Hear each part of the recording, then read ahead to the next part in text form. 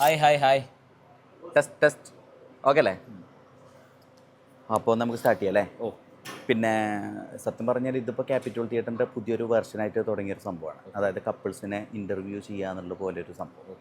അപ്പോൾ നിങ്ങൾ മൂന്നാമത്തെ കപ്പിളാണ്. Okay, thank U. പിന്നെ അപ്പോൾ വെഡ്ഡിങ് കഴിഞ്ഞ് റിസപ്ഷനും കഴിഞ്ഞ് ഹാപ്പി ആയിട്ടിരിക്കുകയാണ്. എന്താണ് വെഡ്ഡിങ്ങിൽ നിങ്ങളുടെ ഇന്നത്തെ ഒരു ദിവസത്തിനെ കുറിച്ച് എന്താണ് നിങ്ങൾക്ക് പറയാനുള്ളത്? ഇന്നത്തെ ഒരു ദിവസം ഞങ്ങളെ സംബന്ധിച്ചിടത്തോളം ഏറ്റവും ഇപ്പോൾ നേരത്തെ പറഞ്ഞ പോലെ തന്നെ ഏറ്റവും മെമ്മറബിൾ, ഏറ്റവും ഫേവറേറ്റ് ഡേ ആണെന്ന്. അതെ, അത് ക്യാപ്ചർ ചെയ്തെടുക്കുക. അത് നമുക്ക് എത്ര വർഷം കഴിഞ്ഞിട്ടാണെങ്കിലും നമുക്ക് ആ ഫോട്ടോസ് കാണാമെന്ന് പറയുന്നത് തന്നെയാണ് നമ്മളെ ഏറ്റവും വലിയ സന്തോഷം. തീർച്ചയായും ആ സന്തോഷം നിങ്ങൾ തന്നിട്ടുണ്ട്. ഓക്കെ, അതാണ് നമ്മുടെ സന്തോഷം. ഓക്കെ. ഇത് നിങ്ങൾ ഒരുപാട് വർഷം മുന്നേ ഉള്ള ഒരു എത്രയായി? 4 years ആയി. 4 years ആയി. ഓക്കെ. എങ്ങനെയായിരുന്നു സ്റ്റാർട്ടിങ്? കോളേജിൽ നിന്നുള്ളതാണ്.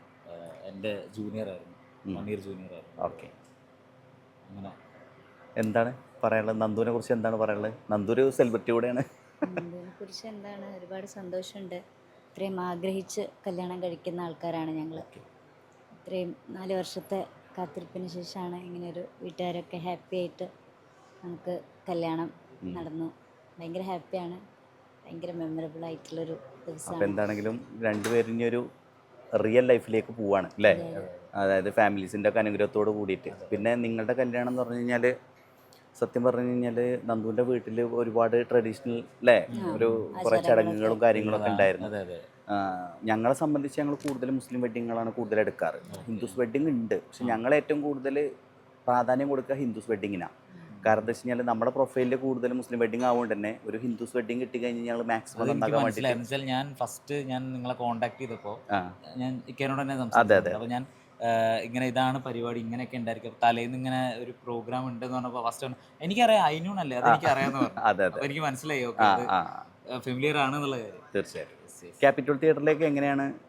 ഞാൻ എൻ്റെ ഫ്രണ്ട് ഉണ്ട് സിബിൻ, എൻ്റെ ക്ലാസ്മേറ്റ് ആണ്, സ്കൂളിൽ ഒരുമിച്ച് പഠിച്ചതാണ്. അപ്പോൾ അവൻ്റെ വർക്ക് ചെയ്തത് ക്യാപിറ്റൽ തിയേറ്റർ. അപ്പോൾ എനിക്ക് ആ വർക്കൊക്കെ എനിക്ക് നല്ല ഇഷ്ടമായിരുന്നു. അപ്പോൾ ഞാൻ അവനെ കോൺടാക്ട് ചെയ്തു. അതേസമയം നിങ്ങളുടെ ഇൻസ്റ്റയും കൂടെ ഞാൻ നോക്കി. പിന്നെ ഞാൻ വേറെ ഓപ്ഷൻ നോക്കിയില്ല. സിബിൻ്റെ സിസ്റ്ററുടെ കല്യാണമാണ് ഞങ്ങൾ ആദ്യം എടുത്തത് അവരുടെ വീട്ടിൽ.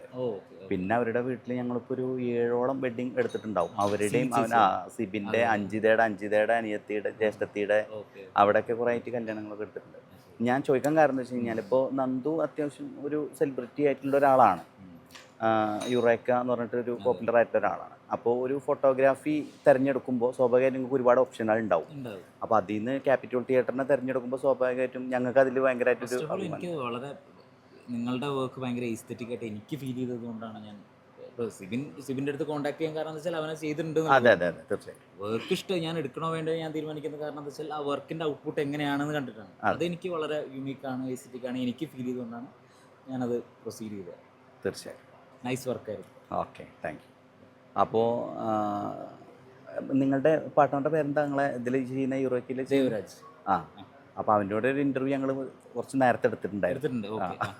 അപ്പോൾ ഇതും അതും കൂടെ കണക്ട് ചെയ്തിട്ട് നമുക്കൊരു ഇത് ചെയ്യാം. എന്താണെങ്കിലും ഒരുപാട് കാലം രണ്ടുപേരും നല്ല സന്തോഷത്തോട് ജീവിക്കാൻ കഴിയട്ടെ. ഓക്കെ. അപ്പോൾ എന്തെങ്കിലും വർക്കുകളോ കാര്യങ്ങളോ ഉണ്ടെങ്കിൽ നമ്മളെ പ്രപ്പോസ് ചെയ്യാം. ആയിക്കോട്ടെ. ഓക്കെ, ശരി.